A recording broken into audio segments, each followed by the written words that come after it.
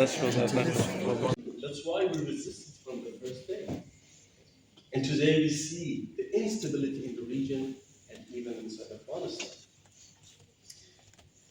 And one of the most and severe assaults are the assault on the rights of women and girls.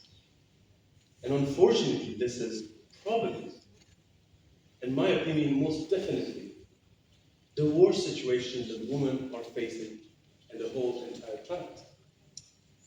Afghanistan is increasingly pushed to the margins by international attention, by international community, because of many crises that we are facing today. After the withdrawal of 2021, Afghanistan became a reminder of failure that many would rather forget. Fatigue, competing crisis, and that the illusion that the Taliban has changed. The Taliban and their control would bring to so-called stability. But I believe the action of the Taliban for the past 5 years, it should be evidence enough and proof enough that illusion was nothing but that illusion, a lie. But ignoring Afghanistan today will not make it safe for the people of Afghanistan, especially and particularly, and for the whole world. When girls are banned from school, when journalists are being silenced, and when entire people and population live under fear, the damage does not stop at the doorsteps of people of Afghanistan and at our borders. It erodes the very principle that holds the international community and international order together.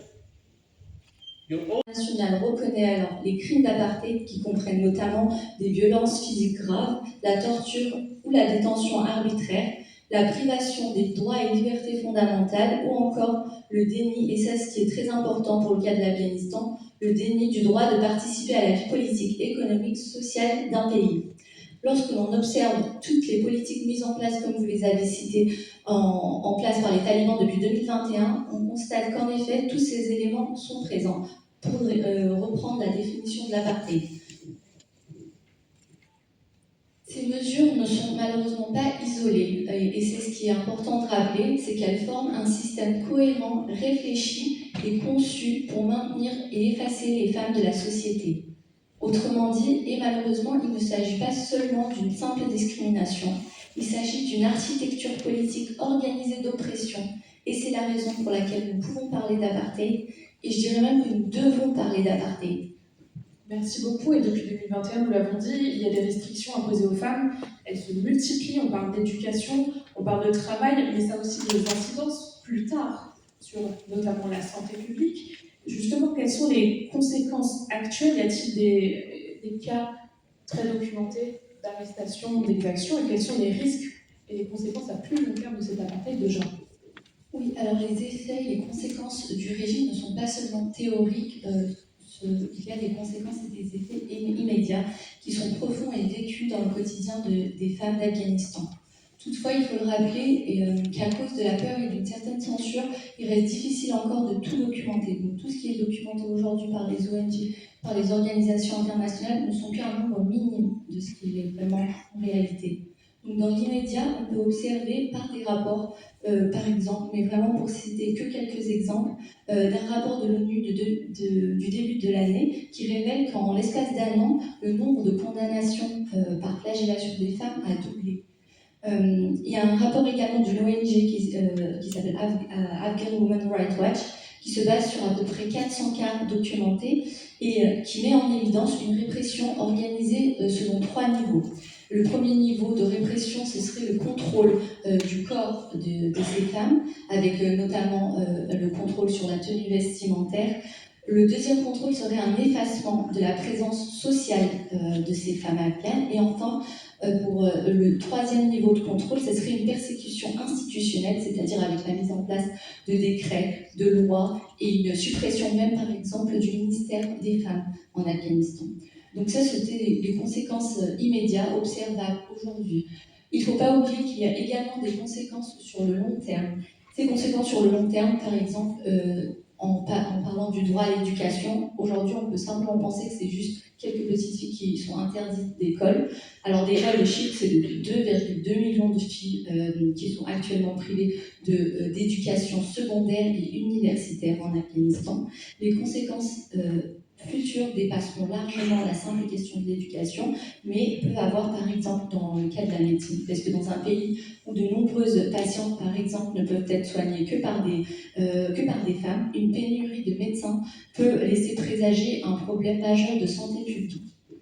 Donc les conséquences ne sont pas seulement immédiates et visibles aujourd'hui, elles sont très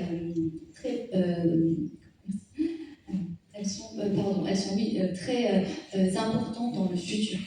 Et voilà. C'est très concret, ça s'inscrit sur le long terme. Merci beaucoup pour ces chiffres qui sont très éclairants. Au-delà des chiffres, il y a aussi des femmes. On prend comme le microféminisme. Non, c'est pas le microféminisme, c'est pas le micro-résistance qui peuvent aller dans la rue et faire les manifestations contre les talibans aujourd'hui. Si les talibans étaient ici en France, est-ce qu'on pouvait faire ça? Dans l'occasion du 8 mars cette année, les femmes en Afghanistan, ils sont allées dans la rue, ils sont manifestés contre les talibans. Donc, c'est une grande acte, c'est vraiment les mouvements féministes après 2021 en Afghanistan qui c'était incroyablement improvisé et pour moi, c'est les actes un changement dans l'histoire d'Afghanistan. On avait pendant les années, on avait les groupes militants armés tout le temps. Mais ici, c'est les femmes maintenant qui sont aussi sont en train de prouver ses places dans la société, dans les politiques, et aller dans les rues et demandent ses droits elles-mêmes. Elles ne demandent pas les hommes d'aller et défendre les femmes là-bas. Oui, on respecte notre frère qui est à côté de nous, ou les hommes qui sont à côté de nous, mais aussi, il faut qu'on n'ignore pas les femmes et sa place ou sa rôle aujourd'hui en Afghanistan et dans la situation d'Afghanistan.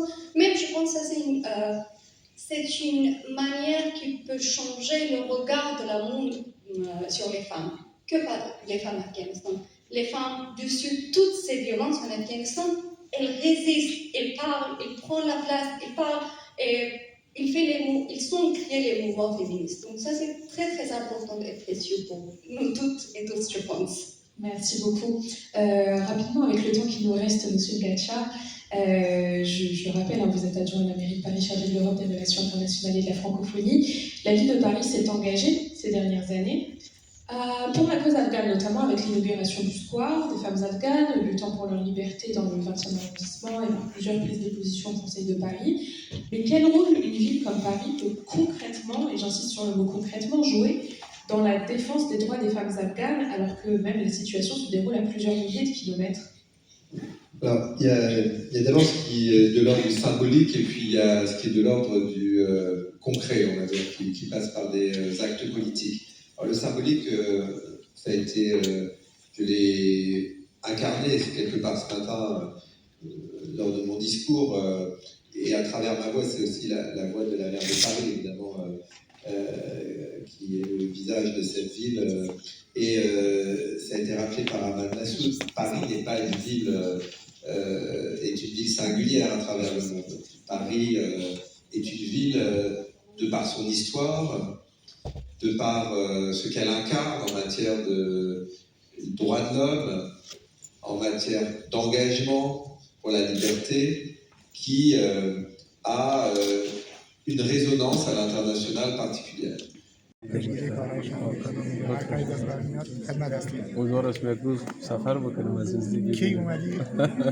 خونه خودت دیگه اومدی. الان می‌خواستیم آقای بازم خیلی خدمت شما رو می‌رسونیم. لطف شما ان شاء الله حتما خیلی خوشحال شدم ان شاء الله از نزدیک ان شاء الله. خدا حافظ. سلام بخیر خودتون جانتون بخیر سلام سلام بخیر خودتون جانجو خودتون ان شاء الله سلام